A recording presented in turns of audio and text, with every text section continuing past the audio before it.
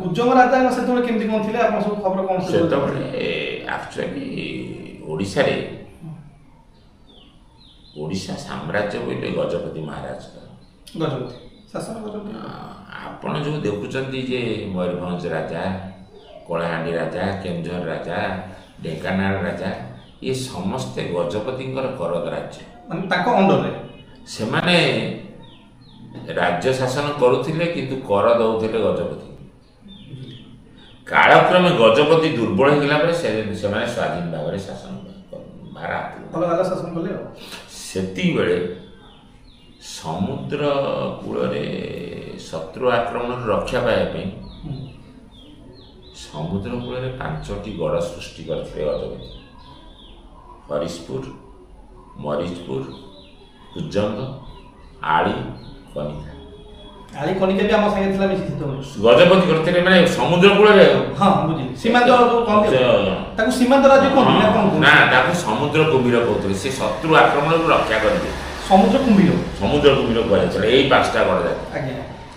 ଯେତେବେଳେ ଗଜପତି ବି ଦୁର୍ବଳ ହେଇଗଲେ ଏ 5ଟା ଗଡ଼ ଜାତି ବି ସ୍ୱାଧୀନ ହେଇଗଲେ।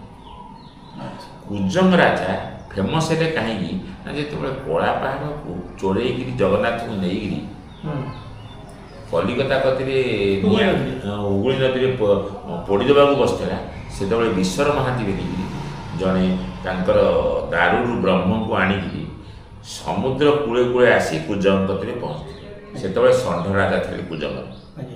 ତାଙ୍କରି ଏପଟେ ଯେଉଁଟାକି ଏବେ ଇଏ ହେଇନି ତାଙ୍କର ସେ ଜଗନ୍ନାଥ ମନ୍ଦିରଟା, ସେଠି ଯେଉଁଟାକି ଗୋଟାଏ ଦିନ ପରେ ବାସି ରଥ ହଇନି, ସୁଭଦ୍ରା କ୍ଷେତ୍ର କୁହନ୍ତି, ସେଇଠି ସୁଭଦ୍ରା କ୍ଷେତ୍ର। କୁଜଙ୍ଗ ରାଜାଙ୍କ ଉପରେ ବ୍ରିଟିଶର୍ସ ମାନେ ରାଗିଗଲେ କାହିଁକି ନା ଗଜପତିଙ୍କ ଇଏରେ ପାଇକ ବିଦ୍ରୋହ ଏସବୁ ଯେତେବେଳେ ହେଉଥିଲା କୁଜଙ୍ଗ ରାଜା ତାଙ୍କୁ ସାହାଯ୍ୟ କରୁଥିଲେ, ବହୁତ ସପୋର୍ଟ କରୁଥିଲେ। ନାଇଁ କୁହାଯାଏ ଗଜପତି ଆଉ କୁଜଙ୍ଗ ରାଜା ସମ୍ପର୍କ ଏଇଥିପାଇଁ ଭଲ ନା ଜଗନ୍ନାଥ ଯୋଗୁଁ ତାଙ୍କ ସମ୍ପର୍କ ଭଲ ହେଲା ପରେ ଏଇଥିପାଇଁ ହେଇଛୁ ଏବଂ ସାହାଯ୍ୟ କରୁଥିଲେ। ଯୋଉଥିପାଇଁ କି ଷଡ଼ଯନ୍ତ୍ର କଲେ ବ୍ରିଟିଶର୍ସ ମାନେ ଯେ କୁଜଙ୍ଗ ରାଜ୍ୟକୁ ଷଣ୍ଢ ରାଜା ତାକୁ କୁହାଯାଉଥିଲା, କେମିତି ଆମେ ଇଏ କରିଦେବୁ। ଯୋଉଥିପାଇଁ କି ଯେତେବେଳେ ନଅଙ୍କ ଦୁର୍ଭିକ୍ଷ ପରେ କୁଜଙ୍ଗ ରାଜାଙ୍କୁ ତ ବ୍ରିଟିଶର୍ସ ମାନେ କର ଦେଉଥିଲେ, ଏତିକି କର ଦେବାକୁ ଅକ୍ଷମ ହେଲେ ତାଙ୍କୁ ନିଲାମ କରିଦିଆଗଲା। କଲିକତାର ଜଣେ ଜମିଦାର ବର୍ଦ୍ଧମାନ ରାଜା, ସେ ଜମିଦାର ତାକୁ ନିଲାମରେ ନେଇଗଲେ। ବନବିହାରୀ ହାଇସ୍କୁଲ ସେଇଠି ବି ତାଙ୍କର ନାଁ ଅନୁସାରେ ହେଇଛି, ବନବିହାରୀ ବର୍ଦ୍ଧମାନ ରାଜା ବନବିହାରୀ ମେହତାବ ବୋଲି ତାଙ୍କର।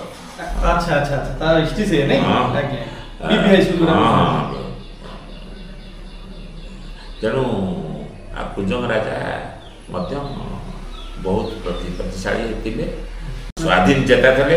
ଆଉ କୁଜଙ୍ଗ ରାଜା ଇଂରେଜମାନଙ୍କ ବିରୁଦ୍ଧରେ ଥିଲେ କହିବାକୁ ଗଲେ ଇନଡାଇରେକ୍ଟଲି। କିଛି ଲୋକ କୁହନ୍ତି କୁଜଙ୍ଗ ରାଜା ବହୁତ ଅତ୍ୟାଚାର ବି କରୁଥିଲେ।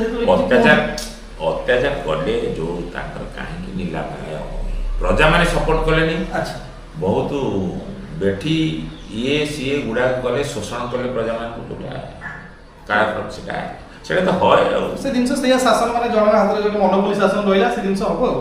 ଆଜ୍ଞା। ତାପରେ